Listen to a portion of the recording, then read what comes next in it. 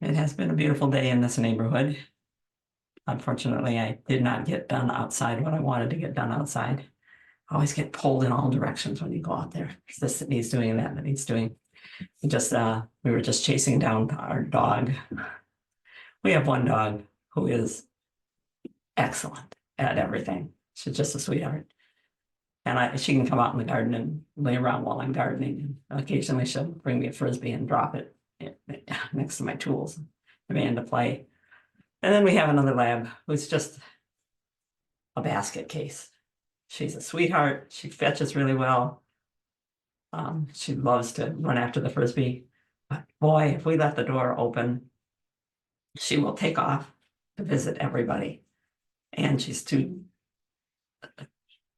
completely oblivious to stuff that she would run in the road and get hit. So Steve and I just ran her down. We're a little bit late getting here. Does anybody have any questions that we can start with? Hey, David, just saw your email about your worst bug ever, or just met another awful bug. And 2 Susans in a row. I someplace around here probably threw it out. I had a note that told me what things people were calling about and emailing about just now, because we had to cut off last night, or maybe this morning, we cut off the emails that were coming in and said, okay, that's enough. It's all we can probably look at. But I just got one from Sonia that I wish I could have had time to put in. She's been working with a brand new gardener, one of her colleagues, a professor at the university, who came from Morocco. And she and her husband used to grow bananas and oranges and dates. And now they're here and they can't figure out at all what to plant. And the professor, the wife, has never planted at all. She always just was the second hand, the helpmate to the husband. And so Sony's been setting her up with planters and meat plants she can use like mint. And okay, I'm gonna mute that person. Hi there, Stephen. And stop the video. There you go. Okay. Hello. Hello there. I think everybody who's here has been here before. So I'm going to quickly go through. Everybody has their microphone off and their camera off, which is good, so that we're not all trying to occupy the screen together. And the chat is open. Is it too late to prune boxwood? No, it's not too late to prune boxwood. I prefer to prune boxwood before they break bud, because then I'm controlling the growth a little bit more. When you prune them now, while they're in active growth, you tend to get more twiggy growth, and so it can make them that much denser and less air flowing on the inside. But it's not too late to do it. You can definitely do it now. We used to do everything at our house late, everything. So we had that test. I did it at the optimum time for our clients, and then I would come home, and it's long about the middle of June. I go, okay, now I got to get our spring stuff done. It was a good comparison. It was a good learning experience for taking longer and done at different times and things working differently at different times. And I've also pruned at the wrong time for people who just said, I need it done right now. Like the people that were having a party in Southfield, Steve, and we pruned all of those arborvitaes and yews in front. And I thought, oh, they're going to have a fit, because I said, I'm just going to go ahead and prune them down, because they were way too big. It was at Half Circle Drive. Yeah. Don was there with us, and they had fabric, and the lights were wrapped around the service berry. That's the place. But I remember I can't remember the name, but I remember the place. I remember she was thrilled with the shrubs. She said, oh, this is so nice. And I thought, God, I look at it and I go, but there's a lot of brown showing in here, but they were back down to the size they were supposed to be. So whatever works. Are there other questions? Okay, so if you find the chat button, which should be someplace on a menu bar, toolbar that comes up for us, if we drag down to the bottom of the screen, it shows up. And it used to show up at the top of the screen, and now it's not showing up at the top of the screen. I'm not sure which version of Zoom it is that makes this happen. But if you open your chat, you can type in a question whenever it is that you think of it. Steve is going to stay in charge of the questions, because I found I can't do I can't do the questions and listen to the discussion. I'm too nosy and intrusive. I want to get in on the discussion. Even though I know there's a great discussion going on in chat, there are lots of good things in there. You can also raise your hand if you'd like to just speak out loud. If, like me, you type slowly. I watch our kids with typing with both hands and think, how do they do that? And of course, I try to talk to the machine instead, and that's just funny when it comes out. What did it get today? Hops. I was texting Sonia about hops because Sonia was looking along the edge of the deck where their hops grow up every year. She's showing you how it goes all the way across the top like a sunshade on the deck. And she was looking to see if the hops was coming up, and she noticed that the comma and question mark butterflies were there already laying eggs. They both host their caterpillars on the hops. And they were the wood on the side of the deck has hosted hops for so many years. They die back down to the ground, but they're there all summer. And it must smell like hops because they were actually laying their eggs on the board. So we were talking about hops, and it kept coming up with all these different words for hops, and different words for larvae and butterfly. Now I've forgotten what they were, but anyway, you have to go back and change all that stuff. Bird mites, I have not had any. So far, we haven't noticed anything, but this is the first time I've ever had birds nest in a house. The Carolina wren has nested in one of my wren houses. The other one I checked had some twigs in it, but I don't know if anybody was in it. Those are and then I have a bluebird house that I haven't noticed, but I haven't noticed any birds picking at their bodies a lot, which I would assume they might do with mites, but I'm not even, so since I haven't experienced it, I'm not even sure what they do and what they are. I can speak from what Burdette did. Burdette had a bluebird, what do they call that? A bluebird walk, a bluebird ring. She had bluebird houses all around there, 40 acres. Yes. And she would walk in the late winter, early spring, walk through and open all the boxes, take everything out, and then disinfect the inside of the box with some I think she was using bleach and water, because sometimes those not the mites so much as the blowflies lay there, the eggs are there, and they hatch out when there's baby birds in there, and they attach themselves to the babies, and it can be a terrible drain. It can kill a baby bird, and it's awful to look at too. But she would just clean the houses out every year, and to my knowledge, she never had any problems with it. She was doing it because she didn't want to have those problems. There we go. No questions so far. Oh, it's 1:07, so we're gonna get started. So we're on our 7th free for all Friday, which is we're having a great deal of fun with it. But it is a lot to put together, and I hope that it's together in the right order today. You can help me out by asking your questions, and then I won't have to go through mine and find out that I've got them in the wrong order. Well, it's not only ordered, Janet. This is supposed to, it's hard to organize something that's a free-for-all. I mean, you have to just let it flow sometimes, just go with the flow. That's me, that's Steve, and that's me. I'm busy trying to figure out how to pack more stuff into the time that we've got, and Steve is out taking pictures and enjoying the minute for itself. But he does most of the pictures, I do most of the words, and we do have a lot up on Garden A to Z. A lot of the things that are in today's lineup that we had already, we were able to refer people to things in Garden A to Z, and we'll show you where they are, because we put all our articles there, because we got 30 years, well, more than 30 years now, worth of these articles and things that we've written, and we don't want to write the same thing twice. We want to write it, put it away, be able to refer to it, and so we put them all on the website, and we can find most of them. Some stuff might need to be updated that we'll write about, but a lot of the things that we write about still apply even 30 years later. Yeah. And this, of course, is Free for All Friday, which you can tell anybody that you want about. However many people we have, that's okay. If we get up to our limit on our Zoom account, we can always increase that. And we'd be glad to, because the more people who talk to each other about gardening, we think the more things that people learn.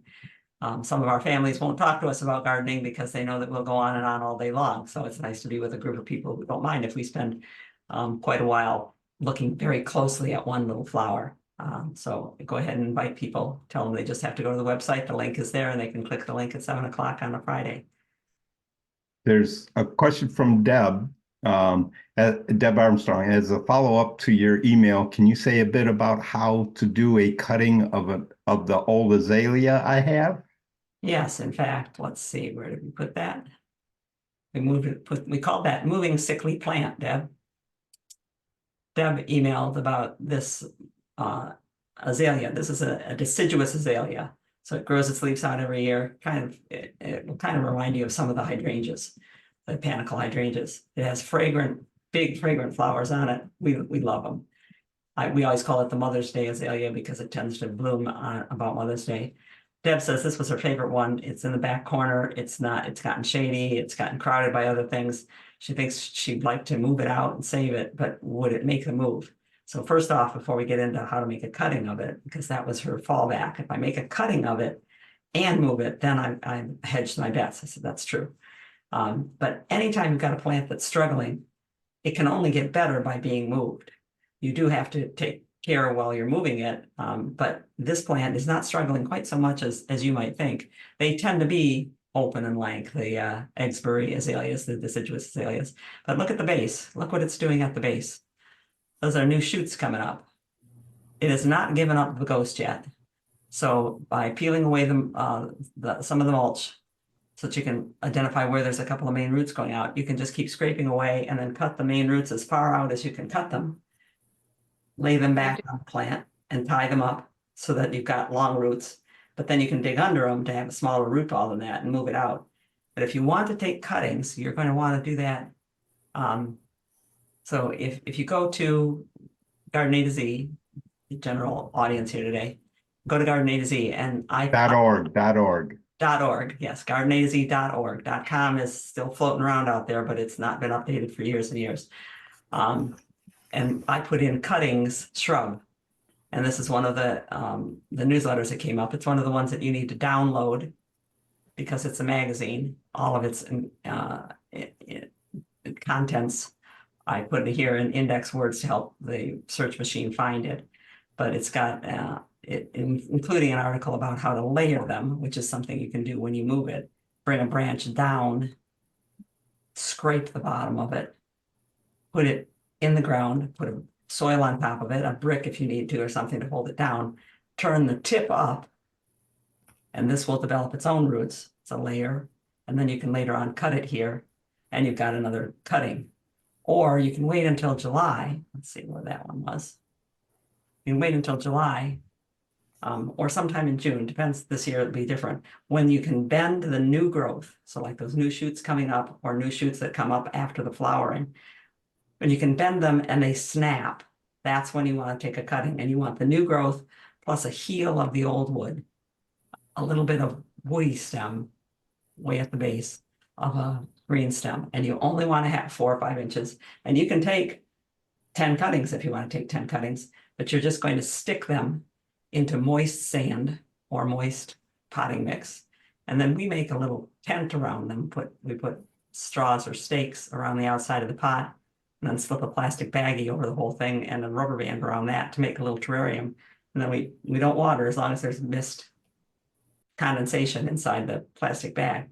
And those will root pretty readily. Usually by the fall, you'll have something like you see coming out in the corner here. So all you have to do is and you can take the cuttings as soon as you can take the cuttings, and you can wait and move the azalea in the fall, or you can move the azalea and then take the cuttings. But you want to wait until the new wood wants to snap. Okay, let's see. Let me get back to where I'm going. Oh, and there were several articles that came up. Actually, I think there were about 20 articles that came up that had cuttings in it.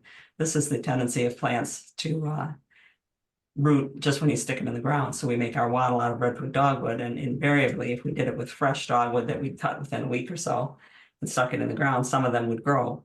The leaves that you see here on these light colored twigs Sister and I did that. are not, these are, excuse me, we're going to leave the microphones off, and while we're, unless you're on it, raise your hand call. Oh, we do have somebody, but those Yeah, but we're not talking yet, so. those sticks right there are from Rose of Sharon, and it waited until August and then sprouted all over the place. This is red twig dogwood that's becoming a bush that was supposed to be just a teepee. So you can also take branches as you get into the dormant period and stick them in the ground and bury at least the node. Steve and I did that with some butterfly bushes. We'll find out later this summer whether they root that way. Okay. Deb wants to know, can she do the layering approach now? Yes, as long as you can take a branch that will reach to the ground. So on your shrub, you have these that are over on the side here. Looks like at least one of them might be close enough to the ground that out on its tip end, you can bring it down. Sure, you can layer anytime. Anytime. You can even air layer, but that's a little harder to do where you pack sphagnum moss around a scrape on the bark up on the when the branch is upright. And then you pack moist sphagnum moss around and then wrap that with plastic and seal the ends with some tape so that you got a little terrarium in place. But that's more trouble and it's kind of ugly too. Okay, so what other questions do we have here? Well, Bernie has a hand raised. Go ahead, Bernie. That's go ahead, Bonnie. But Yeah, Bernadette is Bonnie. Bernadette is Bonnie. Okay, sorry. Bonnie from the zoo crew, Steve. Yeah. I get mixed up easy. Well, it's okay. She's muted right now. I can't unmute her, but I could ask her to unmute. Yeah. I think it's a shame that But she also wrote a question, does this work with lilac? So I assume she's talking about the layering. There we go. Yes, layering works with lilacs. There we go. I didn't see the little bubble ask me if I wanted to unmute. I'm sorry. And the tip cuttings work with any of the woody shrubs. Some of them are more readily, are going to root more readily than others. Japanese maples, for instance, are tough to root. You might get 1 out of 20 will root, but they'll all root if you give them the right conditions and wait long enough. So with about layering or tip cuttings just then? Both ways. Both okay. ways. Because my neighbor who used to be my best friend passed, and she's got a gorgeous lilac no one's ever seen it. It's so scented and it's up against like a big maple. So I think moving it would be traumatic. Yeah, hoping to get yeah, make sure that that you're taking the new growth plus a little bit of the old growth. Don't be trying to take big sticks. Big sticks might work in dormant period, but what will happen is only the bottom will root and you'll just get a shoot. You're still going to end up with 2 inches. I had her slowly cutting out the big woods, so there's some new growth from the bottom. Is that the best kind of place to take one? That's a good rejuvenation pruning. Well, any new growth. There's new growth at the tips of the older branches too. And you're only going to take 3 or 4 inches of shoot. So you can take it from anywhere. Okay. I'm hoping it works. It's just that's super pretty.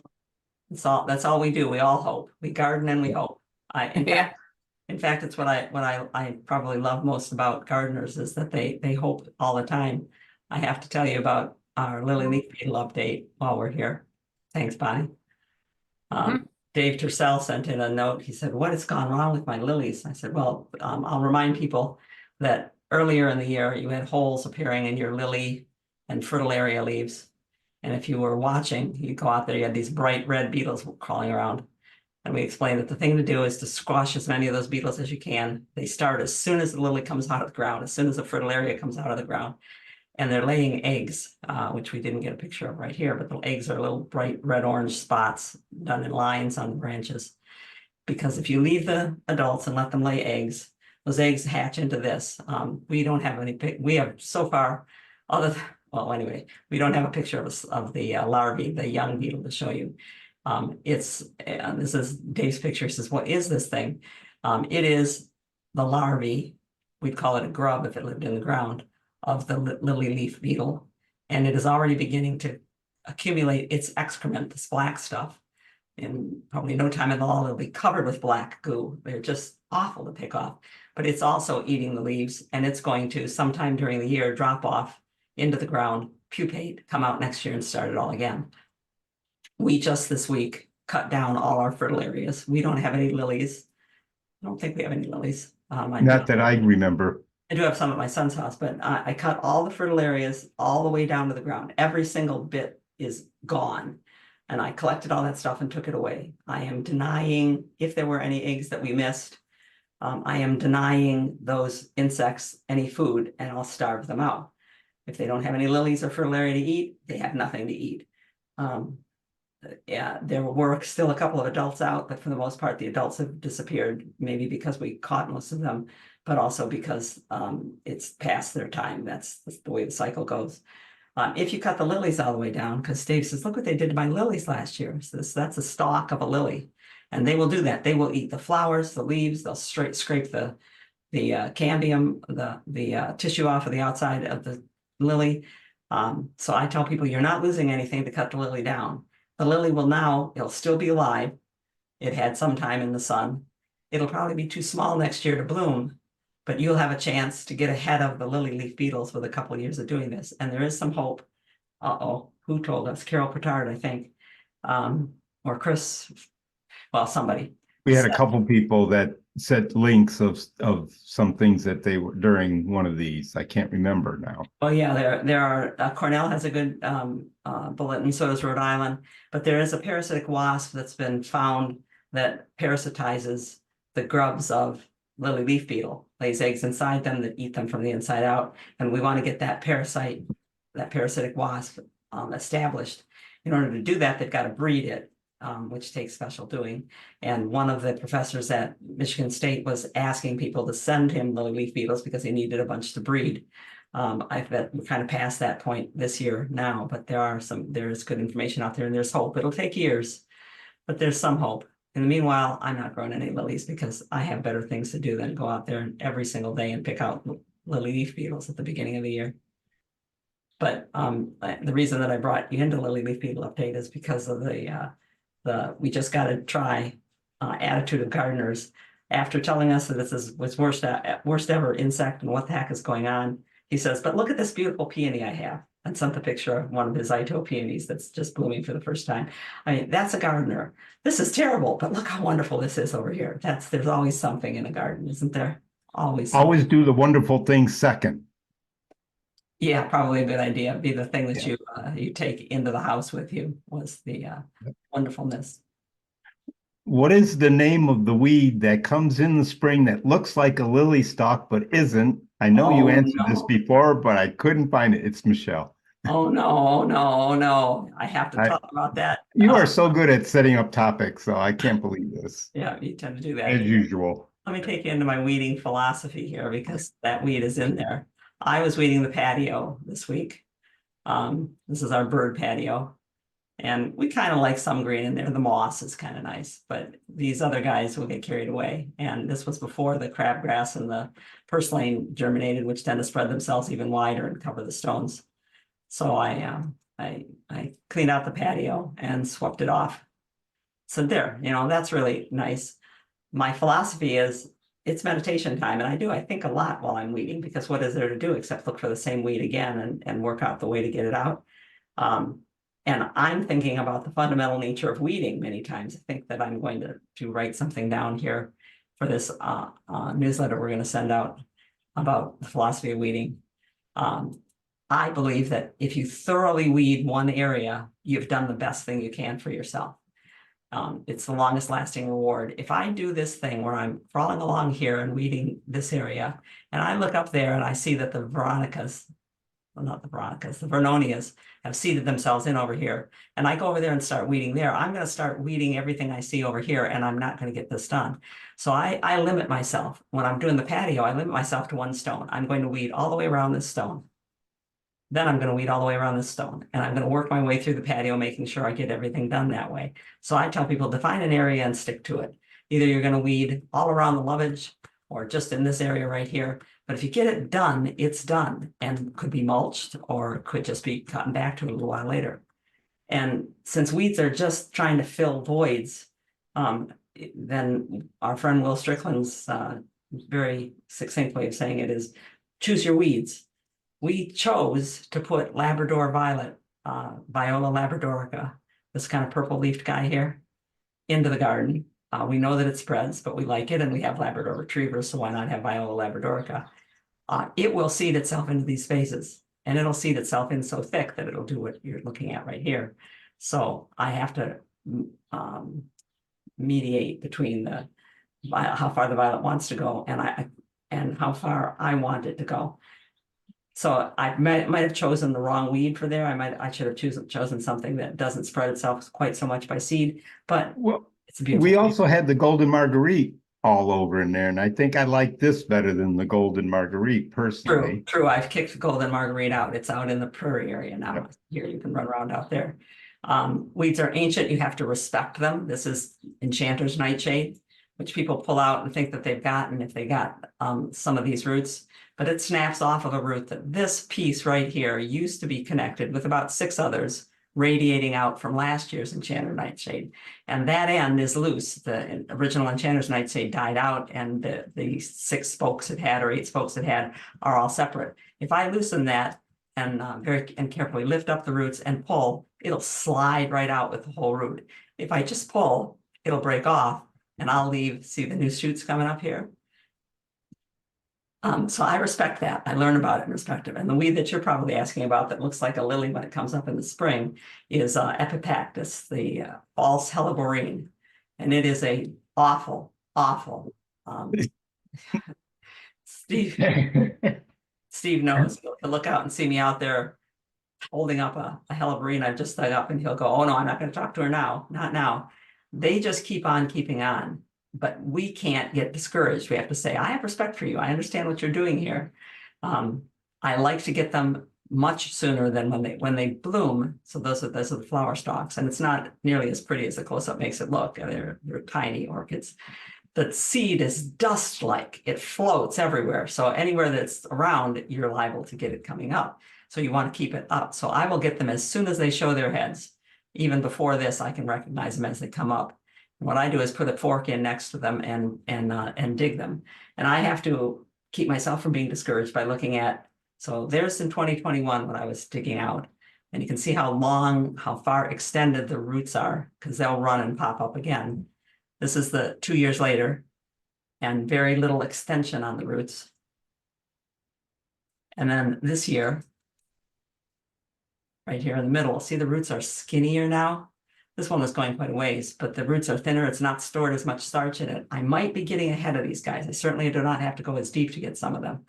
But I saw something this week. I was down at our neighborhood's community beach looking for where the poison ivy is so that we could tell the association whether we need to take care of it this year. And this space right here is right inside the gate as you come into the park. Everybody walks on it. It is packed down like concrete. I mean, like concrete. The grass is not growing on it. But if you look, can you see what's growing there? Epipactis. I went, oh, it's all over the neighborhood. I'm never going to get rid of it. So I will have to accept a draw on this one, that if I get it down to just a few here and there that I can dig out in the spring, then miss a few, it's great. And you do have to celebrate. You do have to come in and talk to somebody again. Look what I got. I got an Epipactis, sow thistle, and a whole bunch of oxalis out. All out of that area without disturbing the hellebore or whatever it was that was around there. And since ground covers are just weeds that we chose to put in place, we have to let them do their thing. We put this Pearly Everlasting out there to be a ground cover as well as a host plant for as many American lady caterpillars as we could manage to support. And it's been spreading itself around. I did not put it up here, for instance, and it's approaching our perennial lupin over here. And my tendency is to say, oh, I have to protect the lupin, but I put the ground cover out there so that this big area is something that could take care of itself. And it does in the Pearly Everlasting area. So it's a weed situation. It's a choose your weed situation. I just took out half of the golden satin grass that's in the front yard. Real sunny day, so a lot of shadows there, but it had mixed it up with the sweet woodruff. So I needed to take that down, respecting the sweet woodruff, which is a shallow rooted weed and a delicate looking thing, but it's a comer, and it's a persistent critter. So when I took it out, the root mass looks like this, and you could just cut that up in pieces and put it in, which is what I wanted to do, to spread it around in another area, the golden satin grass. But what you need to do is identify the weeds of the satin grass, and make sure you have only those. So that clump boiled down to a piece like this and a piece like this that I'm still cleaning out. Get it all the way down to roots that I can identify as just my plant's roots, weeds. And no sooner do I get out, I think I got ahead of the creeping Veronica, creeping speedwell, and the bittercress is here. But as soon as I got done, then the soil got warm enough that now the radium weed is coming up, and it'll come up everywhere. I'll be plucking that out for a while or putting paper and mulch on top of it. It's never ending, so you have to find something fun in it.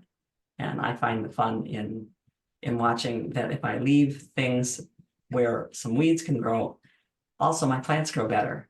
These are seedlings of the bleeding heart, which I'm very happy to see coming up. And I like to have them show up in places and tell me, here's where I want to be. So what can you do? We have 3 questions that pertain to insects. Uh-huh.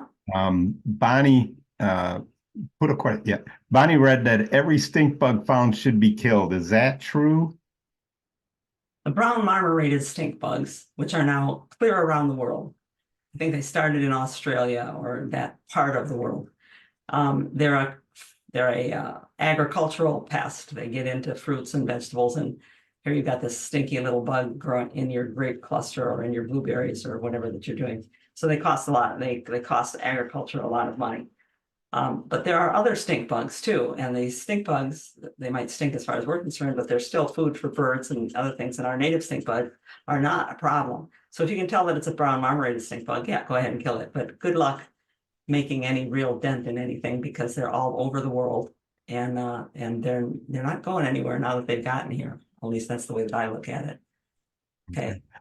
Lori out in her yard today saw sawdust on newly planted window box annuals, looked up and saw 4 perfectly drilled holes in our eaves of our cedar wood shed, observed the holes and saw big size looking bumblebees or carpenter bees. Do you have any suggestions with these? And wait, Michelle wrote from the Michigan Bees, so I pretty sure that's Michigan Beekeepers Association is Michelle. Carpenter bees do drill perfectly round circle. They are amazing but destructive. They do not usually drill into wood that is painted. I also read that you can stuff steel wool in their holes. I don't, and then there was Lori also got stung. Yeah. Got stung by 11 yellow jackets in the ground last year. So do you have any suggestions for making the yard less bee friendly? Heard the color yellow attracts them, so I should ditch yellow flowers and yellow garden accents. Well, Michelle also mentioned she didn't think yellow jackets are going to be deterred by any color. Yeah, starting with the carpenter bees first. Yeah, they can be pretty destructive on wood around the sides of houses. They're not colonizing bees. They're not bees that are going to have, you're not going to have 1,000 bees up there. They're solitary bees, but they do a lot of holes. I've seen them drill into fence posts and utility poles pretty regularly. And yes, the advice is that you plug the area and paint it. And I wouldn't plug it with steel wool if you're going to paint it, but the steel wool could be a temporary thing until you can get back up there and put some wood. What's it called? Wood glue. We used to use it all the time, Steve. Not wood glue. Oh, it's the same as it's just a. It's a wood filler. It's a wood filler. It's anyway. Fake wood. Yeah. Anyway, it can be a stopgap thing. The yellow jackets, they are pollinators because they will eat nectar, but they are actually more insectivores and omnivores. We had one time I was eating my sandwich at lunch, and yellow jacket kept buzzing me, and I held up my sandwich and I said, "It's a turkey sandwich, you turkey." And it landed on the edge of the turkey sandwich and carved out a half circle of turkey and took off with a chunk so heavy that it went down before it went back up again. So they're cleaning up gardens. They're not something that you can deter unless you've got no death of any insects any place in your garden. That's not going to work that way. I tend to watch yellow jackets, like last year where they were buzzing around on the deck quite a bit. And I start watching for where they're going. If you sit and watch for a while, you can see a pattern developing for where the yellow jackets seem to be heading and find out where they're going. It helps you from stepping into the ground nest before you know it's there, because you know that there's been a lot of activity over there. They'll also warn you. You get within a couple of feet of a yellow jacket's nest, one will start not just buzzing you, but pushing you back. It's a different motion that they do, and it'll tell you there's something here, and you can stand back further and watch and see where it is. We go out at night if we have to take care of a yellow jacket nest, and I'll usually plunge a spade into it, and then use a bee or wasp spray at the entrance. I like to try to leave them for the raccoons and the skunks to dig up, because they will in a night's time. They'll dig a hole and take out the entire nest, eat all the grubs in there. I don't know quite how they manage to avoid being stung to death, but they do it. Wood putty, thank you, Diane. Words, they don't really go away. Yeah, you know, Michelle also said yellow jacket traps should be used now or earlier because those are the queens that are making hundreds for the fall. Yeah, and Can you change the question picture? oh, sorry for reminding me. Let's go on. I want to point out that I think it's a crime that people come out and prune their yews when they have all this beautiful, soft new growth on them. I think yews should be put like this was a ugly, round, twiggy ball in front of our windows. And I dragged it around back, and it's becoming now what it will be. It'll be 15 feet tall. It'll be a gorgeous thing, and we can just let it grow. If you can do that, try to do that. Try to release them and let them grow. Lori says that her cedar wood where the carpenter bees are working is stained. Can she plug the holes with the bees in there? Yes, you can. They're going to die in there. They have to come out to get food and to supply the egg package that they're leaving for the next bee to hatch out of. So yeah, you can plug them when they're in there. Okay. That's about just a question about the stingers, and Michelle answered that. Female carpenter bees can sting, but usually don't. Males cannot. Yeah. The Corydalus is putting on quite a show this year. We started growing Corydalus because the first 4 letters are C-O-R-Y, and our son is Corey. So we grew Corydalus. It's called Golden Bleeding Heart, and there are white forms. White one's quite a bit taller. There are blue and lavender forms, but we really Blues like are hard to grow Yeah, they tend to be for us.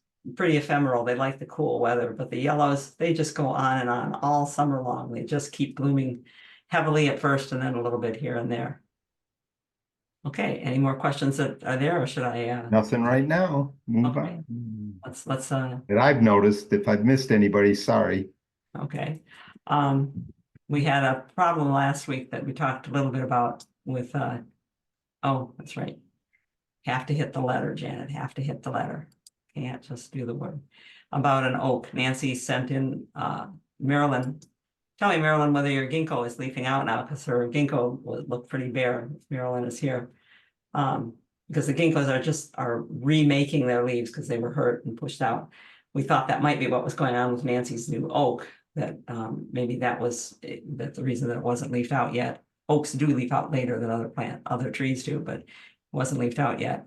We told her, I see that the bottom of the tree is going straight into the ground, and you've got problems on the way that the branches are growing that indicate that there may be some girdling going on the roots. So take a look and send me some other pictures. She looked up into the tree, and I said, it looks like it's witch's brooming. It's getting a lot of little twigs at the end of the branch instead of one good growing shoot. Because they should be growing 18 inches a year, and they're growing just little bits. So she sent. Oh, and we told her that there are witch's broom and other words, witch's broom, scale, all kinds of things are in our Keywords Unlock Problems article and in our glossary, which we call the Scrabbling in the Garden Department. So things like witch's broom. Can you see the unusual growth at the base? This is a dwarf lilac. Can you see the unusual growth? All of those little tiny twigs coming up all over. That's in response to a mite infestation. And anytime you have odd growth like that, it's called a broom. And a witch's broom is usually at the ends of the branches. So she sent pictures of the twigs. And do you see all of the little buds here clustered together? Oaks almost always have a bunch of buds clustered right at the tip, but not like this. Something has been happening to kill back the tip. Mm-hmm. And so it's just like the boxwood I was telling Priscilla, if you prune it now while it's in the active growing state, you get a lot of little twigs. It's making a lot of little twigs instead of bigger twigs. And if you look at this branch, see if I got this down here. If If you look at this branch, back when it was back at the nursery, I think that Nancy said it's been in 2 years. So here's 1 year's growth out here. And probably some that died and broke off. Here's 2 years growth. Here's before it was planted. Look how much further it grew in 1 year, nice and straight, before it was planted, and now. And it's getting worse every year. The leaves were coming out and probably got frosted. There's the leaves coming out. So I asked, are the leaves out? She said, yes, the leaves are out now. They changed from Where are red they? to yellow. They're but pale. They're very chlorotic. So we have chlorosis, we have tips dying back. And I said, look at the base of the tree. She said, well, I'm finding the roots just a couple inches down. I said, no, those are not the flare roots. Those are roots that grew because the tree was planted too deep. The bark was wet. It was dark, and it was strangling itself with its main roots further down. So it grew some adventitious roots. And they're never going to be able to support the tree. They're never going to thicken at the trunk like they should and form the flare that buttresses the tree. We need to get down to the flare. These suckers that she sent when she looked at the trunk, that's another cry for help. The plant is trying to grow closer to its roots because it's having trouble transporting stuff. If this is Greek to you, then you need to take a look at our free webinars page. The 6th webinar that we did is Plant It Well Even When the Roots Aren't Right. That's probably our for everybody who plants woody plants, trees, even some of the woody perennials, annuals. That webinar alone is a real eye opener of how to really truly plant the plant to survive and thrive.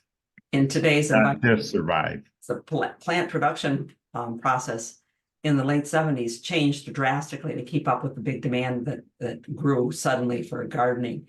And these plants are not 100% of the woody plants that we get. We have to rearrange the roots before we can put them in. And 100%. Yeah, people need to get used to that idea and looking at roots, which is why we buy all of our woody plants that we put in. We buy little like this. In the background, you might be able to see there's a big clematis here, and next to it there's an arborvitae. They all started as little sticks because they have a smaller root system that's still flexible. This one, at this size, it's a grafted variegated pagoda dogwood. It should have roots that go out at least as far as the branches go.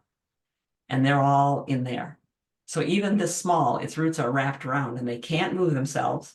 And the flare roots that are going to support the trunk cannot be replaced. So, but they're flexible. So I'm going to take that out. We'll show you next week pictures of it, of what the root system looked like. I'm going to take the plant out of the pot, rinse off the roots, and I'm going to spread those roots wide the way they're supposed to go. And then I know I have a good root system, and I'm not going to look at 2 years later, 5 years later, 10 years later, watching the plant die or struggle all the way until it gets there. It's very frustrating. Yeah.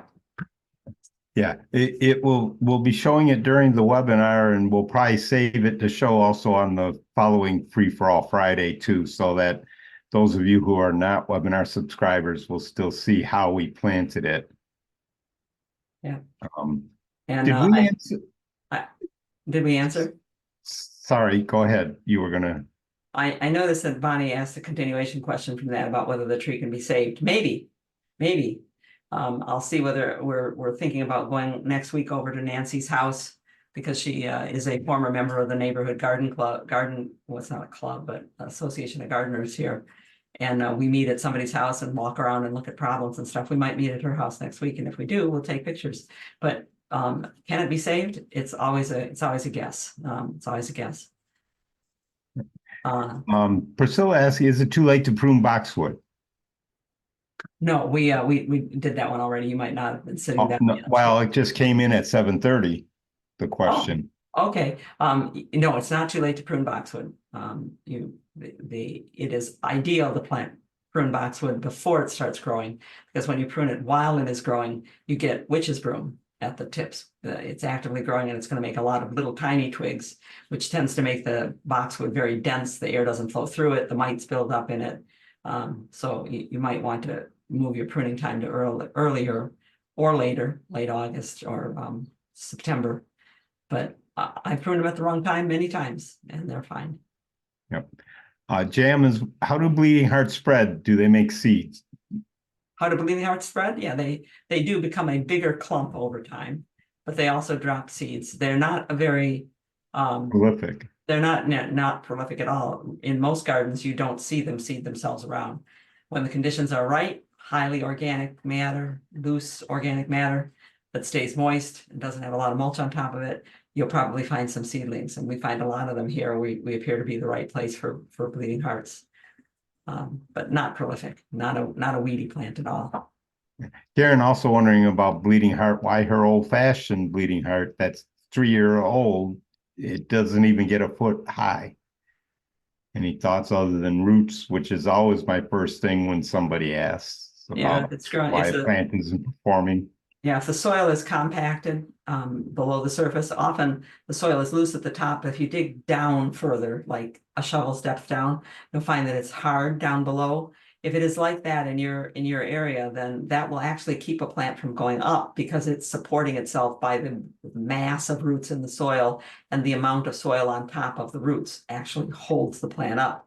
So if it can spread its roots wide and go kind of deep, then it stands up better and it gets taller. So I would try taking it, and they have a very brittle root. If you dig it up, you're guaranteed to break roots apart. Don't worry about it. Each piece of root that has a bit of crown on it will grow. And to take a piece of it, you can even go to the outside edge of it and take a piece of the root without taking the whole thing out and put it someplace else and see if it does something like that in another place where you know for sure that the soil is loose all the way down. Yeah, we got Carol got mail order perennials 1 quart size this week and washed all the roots. They were quite a tangled mess, she said. Yeah. Yeah, they are. They need to grow a lot of plants in a little bit of space to sell them for the cost that the amount that we pay, which of course is more than we want to pay, but Yeah. still less than it really would be if they were doing more. Speaking of, yeah. Were you going to? Speaking of receiving plants this week. Okay. Diane received, and she received it last fall.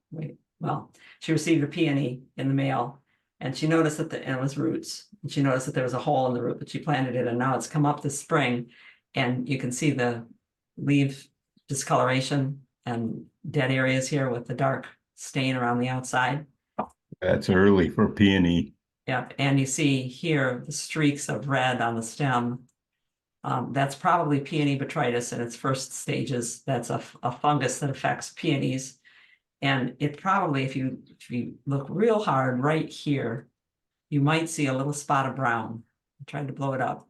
That little bit right there was going to be a flower bud, but probably got infected by spores that were resting on the root as it came up through the ground.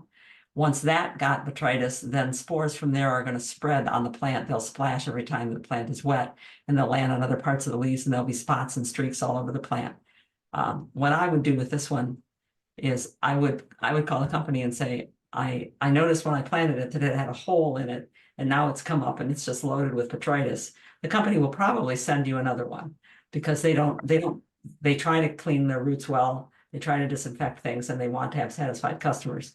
I would cut this one all the way down to the ground right now, because that's what I do with peonies. If there's any discoloration on the stem, I cut it out, and I go all the way down and cut it out. And if you have more peonies in the area, don't leave the cut down in that area. Take it out with the yard waste. Yeah, hot compost it, burn it, bury it 18 inches deep, or get it out of your yard.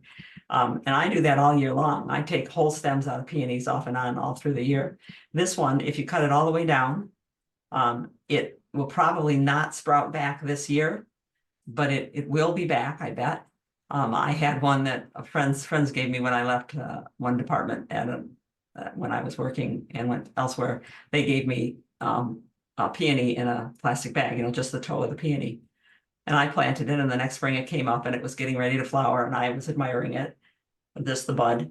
And I came home at the end of the day and it was gone. The whole peony was gone, because my son, who knew that his mother would really like to have this flower in the house, had cut it for me. He had cut the whole thing off. That peony spent 18 months dormant before it came back up again. And it came back up. It's still with us now. It's at my son's house, as a matter of fact.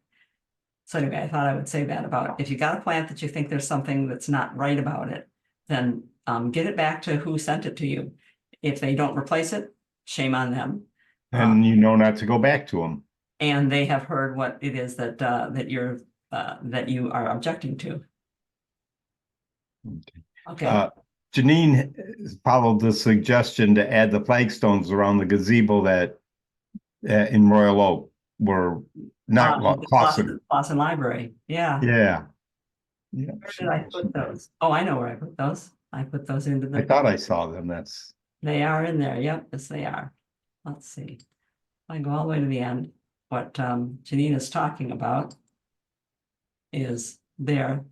We got a group together at the Clausen Library. Janine and Donna did. Donna did a design for around the gazebo.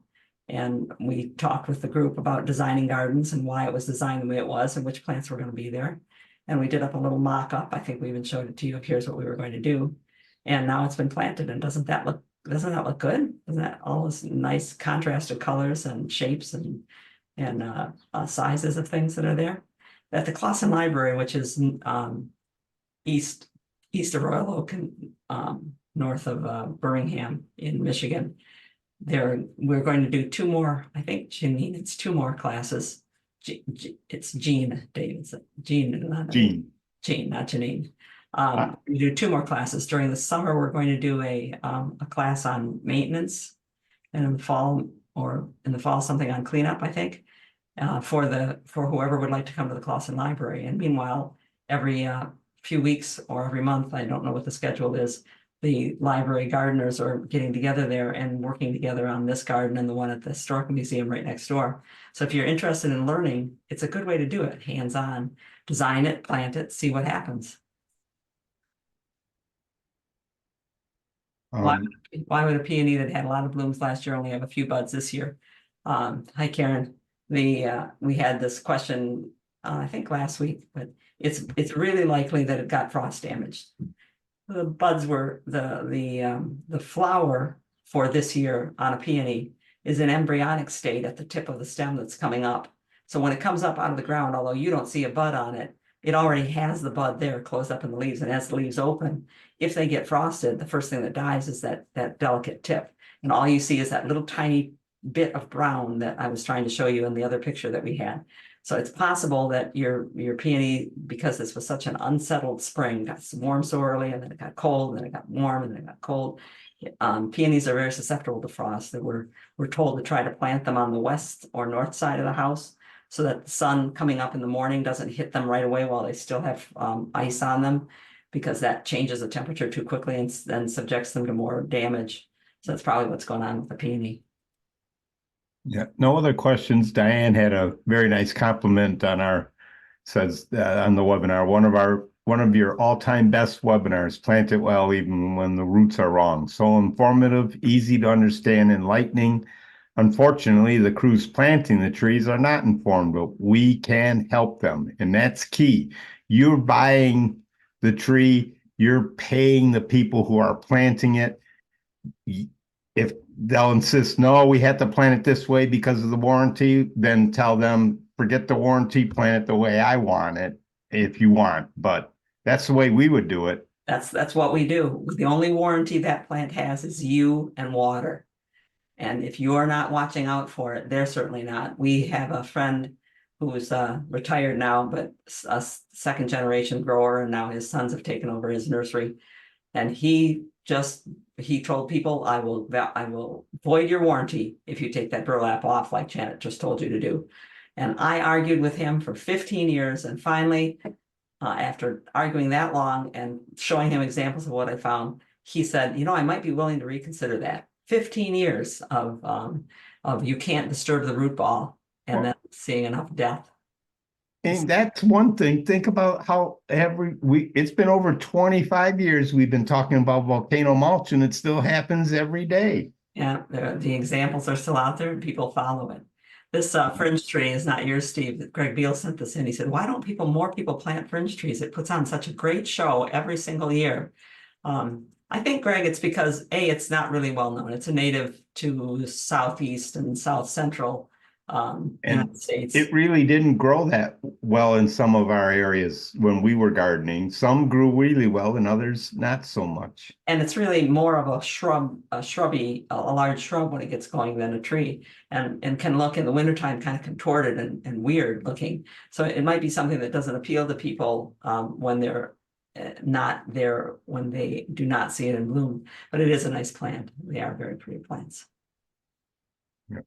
Karen wonders, what can you do when a boxwood hedge has one in the middle turn brown? Always the one in the middle. Always. It happened at Longwood with their yew hedge. It happens with their trees. Now, Longwood could afford to have another plant in their nursery where they'll bring in a new tree or bring in a new shrub. But I've also seen them plant young shrubs in there, like they did in the display in the Idea Gardens. Yeah. Last time we walked through there. You put a new one of the same type in the, Yep. because it's usually the one in the middle because they have the most competition on either side. And people put them in cheek by jowl, and they'll put them right next to the edge of a pavement or lawn, and there's no place for them to grow roots except on one side, and they get weak that way. But we plant a little one in there, usually not in the terms of a hedge. We don't look for one that's chunky and round. We look for one that's stretching out, that we can still shape.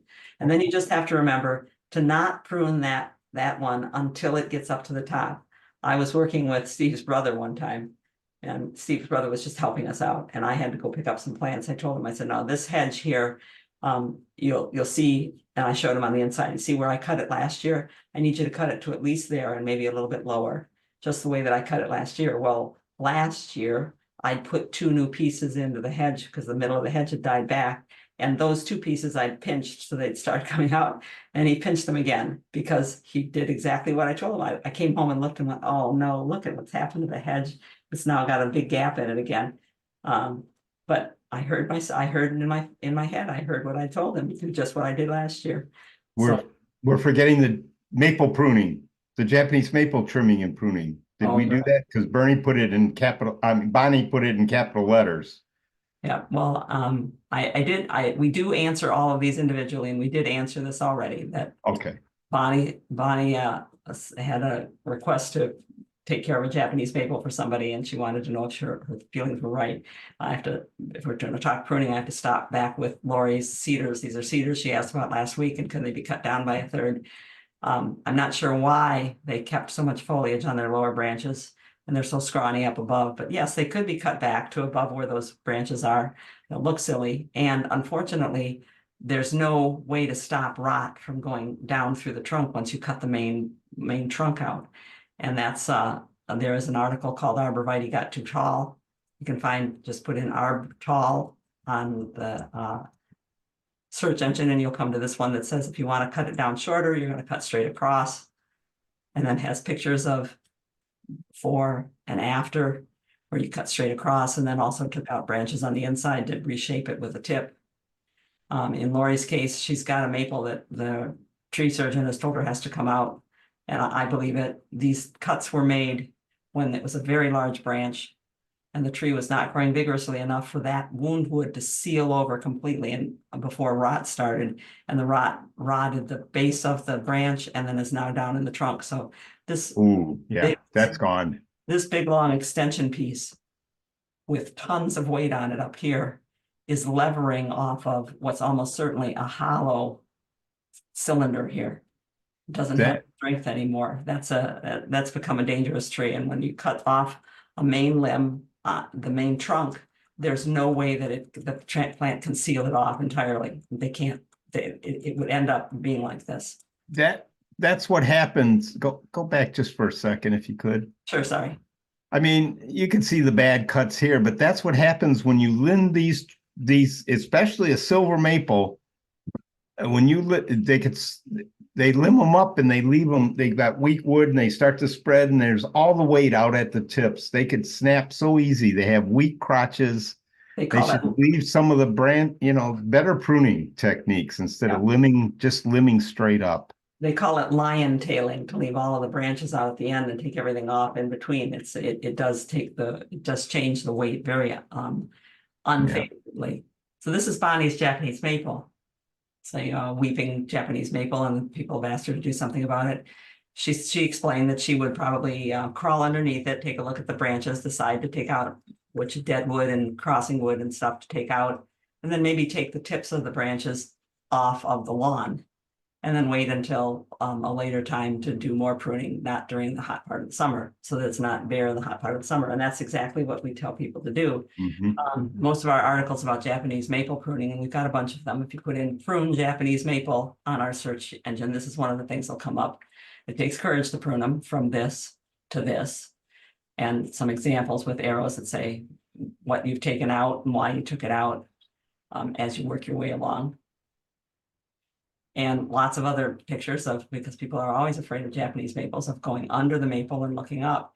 Most of these pictures that you'll see, most of them, not all of them in our articles, are going to be dormant pruning for the Japanese maple in large part because it's so much easier to see what you're doing when there's no leaves in the way. But It doesn't mean you can't do it when the leaves are in the way. It's That's just right. easy. Yeah, late August is a good time to prune because the plant has finished the growth for the year, and now you're just going to take off the extra. So we showed pruning this one, this upright Japanese maple smaller, and how much we took off and how we decided what parts of a branch to separate from it. Steve took pictures while we got underneath and elevated and made into a tree this mound of Japanese maple foliage here. Bonnie says she has a question right now. Okay. She had her hand up too, so go ahead, Bonnie. I was wondering that little big red lump there, because it's up against the brick wall so closely, do you see a shape coming from that? And should a bare limb ever be showing when you trim it? Yes, look at these. This one I prune every 2 years in August or September. I'm going to go under. I've already established which are the main branches. I'm going to cut the main branches back shorter. You can see stuff developing behind me here on the ground as I'm throwing branches out. Because And you never top one. I establish which branches go where. So I'm keeping this branch and this branch and this branch to go that way. And I take a lot out so I can see the trunk. I want a little tree there. I don't want an it. I want a little tree. So I prune it down to there. If you take that much out in the heat, you're probably not going to help the plant a lot. Yeah, because to get to the trunk, I don't know if it's even a single trunk in there. I don't know.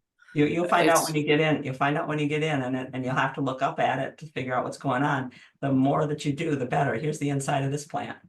Isn't that beautiful? And that's because somebody selected those to begin with. And sometimes you have to take out some major trunks. Look at those articles on gardenatz.org. It's why we put them there. It's why Steve took so many pictures and we filled up so much space on the computer and the website with pictures so we can show you step by step doing these things. But you're not going to know until you get in there and see what's there. I'm underneath this Japanese maple. Priscilla really was underneath it. Priscilla, my concern is that it's so close to the brick wall, so it would have to be more of a tall, skinny type shape. No, I don't think so. I don't think so. Many of them that we prune have been close to the wall, and you just make the whole thing smaller. You'll find out when you get under there. I can't give you a definite on that. And lots of them are close to walls. And you never top them, correct? Sure, sometimes you take. You can top them. Sure, if it's got a whole layer of branches going up beyond where you want them to be, then you do. It would be better to do it when it was younger. But if you want to do it, go for it. But Priscilla, I'm shaking branches and saying, I like to keep this branch. What if I take this one out? And I'm shaking the branch, and Priscilla's saying, I probably won't leave too big a hole. And then I'm doing the cutting. So we turned the lump into a little tree. And the next time we come in, we could bring it back even smaller. But winter thaws are the great time to do it. But you have to keep doing it. They are much bigger trees than people think they are. They think it's little because it's a weeper. This is a weeping. There's 25 footers at the National Arboretum. Yeah, the beautiful inside that I showed you is in Windsor at the Queen Elizabeth II Royal Sunken Gardens. And it's probably 25 feet tall and wide. This one I forgot about that one. This one is a waterfall Japanese maple, and it's gotten too big and looks like a lump there. So I've pruned it out to this. and then it's grown back in 2 years to that again, which needs to be taken care of. So you're gonna have to keep doing it. And you're not going anywhere and it's not going anywhere. So you can do some now and you can do some in the next year and keep on going from there. It's probably better to, and that big of one to take it down gradually. I don't know, but a sudden change, the homeowner might respond worse than the plant. Yeah. There's Yeah, about, well, I mean, I think they just we moved have in to, and we have to move on to another topic, I think.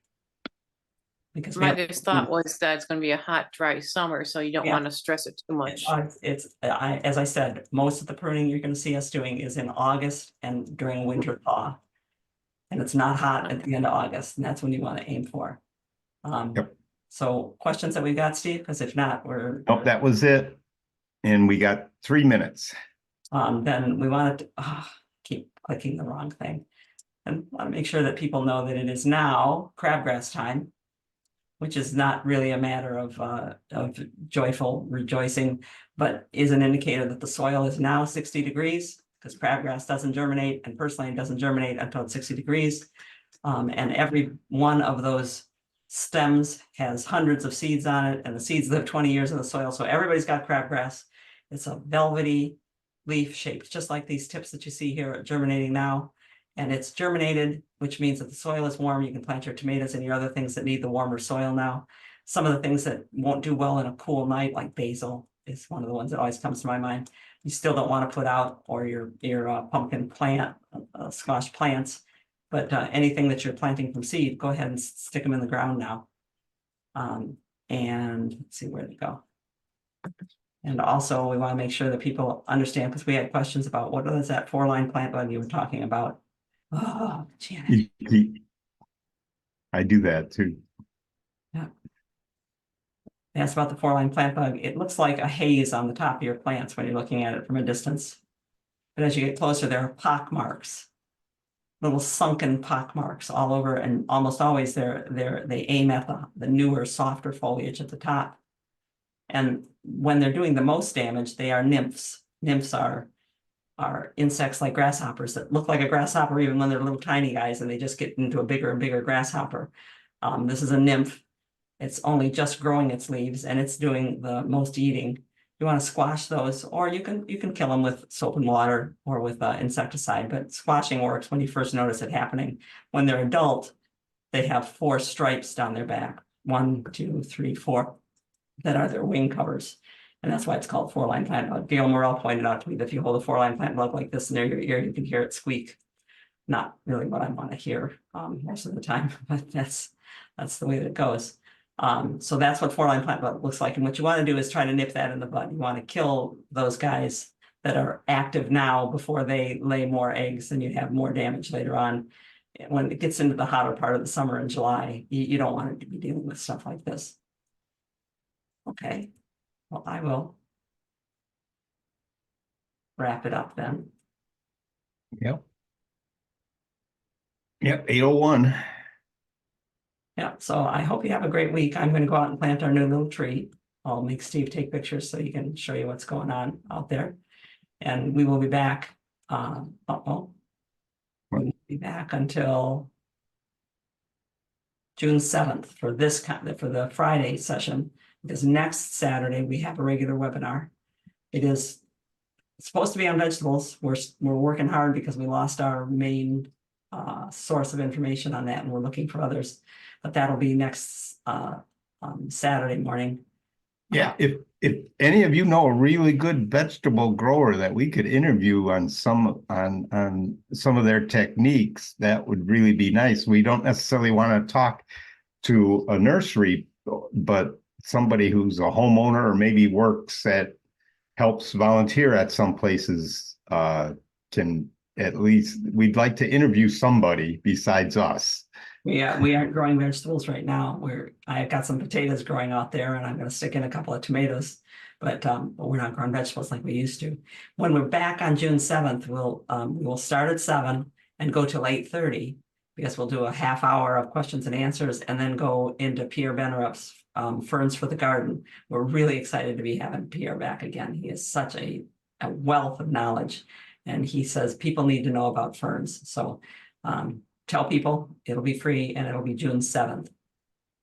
And if you want to share a picture, try to send them as high resolution as you can so that we can see the detail. If you get them to us by Thursday, we can probably get them in Friday's free for all. Sometimes we get Friday stuff in on Friday free for all.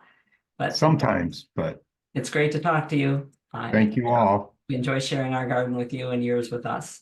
Talk to you later. It's hot top for now, everybody. Bye-bye.